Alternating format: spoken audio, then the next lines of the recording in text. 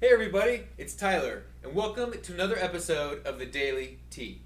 Have you ever wanted to start a successful software as a service business, but you just don't know where to start? Well, it's somewhat of a process, but a software as a service business is the greatest business that you can make because it's super passive and it can make money while you sleep. So today in this video, I'm going to show you my 7-step process to creating a successful software as a service business. So, the first thing that you need to do is come up with an idea of a software that you want. So, if you find an easier way to do something, or you have a service that you want to provide people online in the form of software, now is the time when you would, figure out what you want to do and, kind of do some research, look at the market, see, if your idea or your software could be viable. So the next thing that you want to do once you have your idea is you want to research it. So here's my book, and you're going to make sure that that there is a market for your software and that there's not already someone doing the same thing. So make sure that you are researching a ton. I'll also draw like a globe here for the internet. Look online, make sure that your idea isn't already taken and that there's people who would possibly be willing to, buy this idea. So now that you have done the research and you see that there could be a potential for your service, now you can set up a landing page. So you're going to have to buy a domain name, and it should be related to your service or your software, or maybe even the brand that you want to start. Now this was only $10 a year, not a big investment. It's definitely worth doing this and testing the market to see before doing any development. You want to test and see if people are interested. So we're going to set up a landing page. There's tons of places that you can create landing pages. There's leadpages.net. There's Instapage. But basically, they allow you to create a landing page without having hosting or a website, stuff like that. So they also allow you to collect details of people that are visiting the site. So make sure that you have a good landing page with everything about your software as a service. Make sure that you explain it well so people get the idea. You can even mention that it's going to be in beta mode and that people can sign up for beta. Basically, you want to generate as many leads or emails as possible. Now, once you have this landing page set up, now we can start sending traffic to it. So there's plenty of places that you can send traffic from. Social is a good one. So start building a social following around the idea and the app, and start inviting people to join it.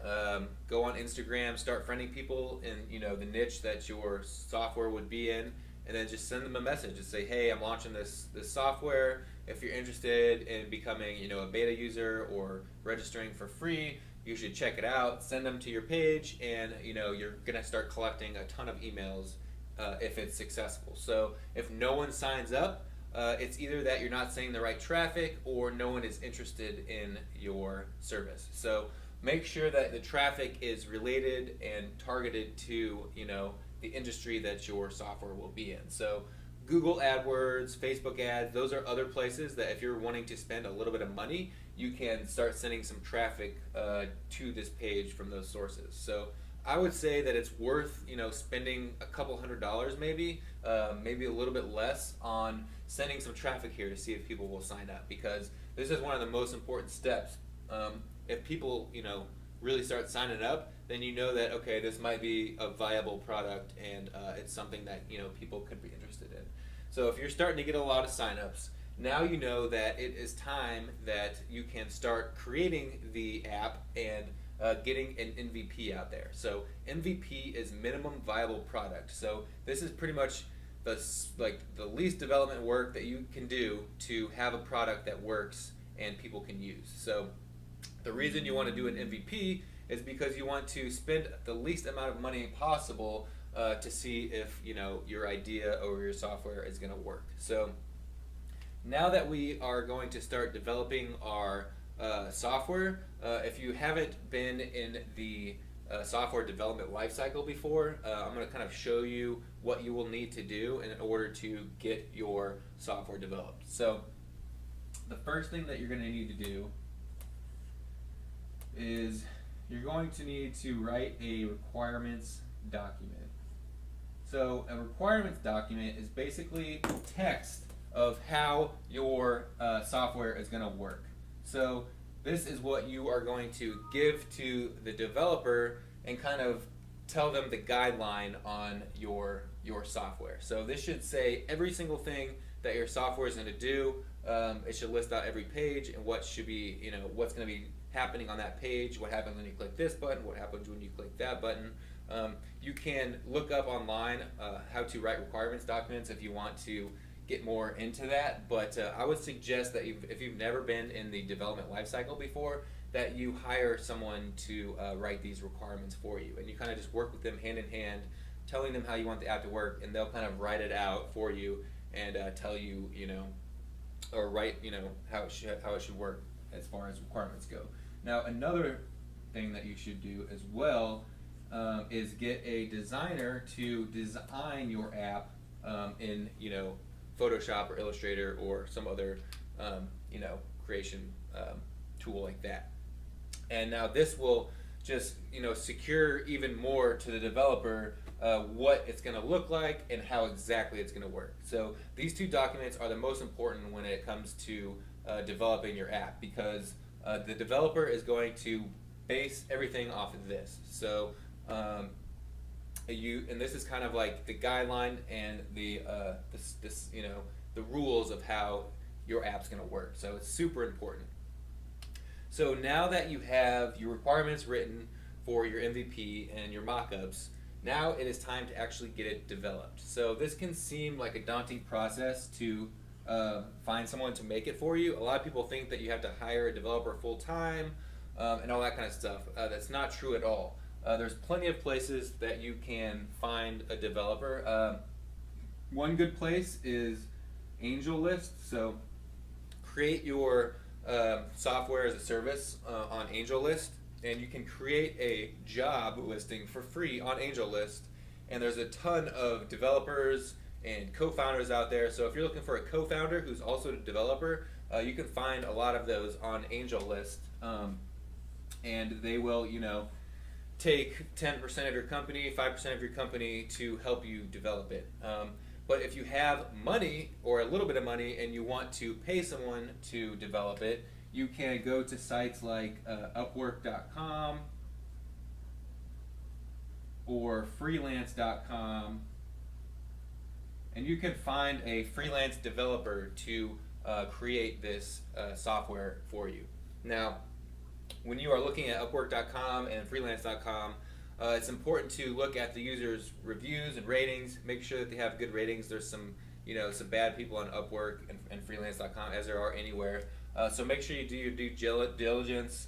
Interview them on the phone. Make sure they are who they say they are, and start developing your software. So the development process can take anywhere between a month to 6 months, depending on how big your software is and how fast your developers are. So once you are done, now it is ready to launch into beta mode. So now is the funnest part. You can launch your website and you can email all of these leads that you've got, and you can say, hey, we finally launched. Feel free to sign up, and you can even give them 10% off or whatever to sign up. And now you have a bunch of users already in your software, using your software. And make sure to stay in contact with some of these users and get some feedback from them, because since you were launching an MVP here, there's a lot of growing to be done with your software. And obviously, the more value you bring to your customers, the more you're going to make, and the better it's going to be for everybody. So Make sure that you're asking your customers for feedback, making sure that there's no bugs, and now all you have to do is market. So get out there, grow your following, start marketing your app or your software, and you will see some big growth. So if you have any questions about SaaSes or starting a software as a service company online, be sure to comment down below, and make sure to subscribe to my channel. I'm always posting great content like this on starting and growing online businesses. So thank you and have a great day.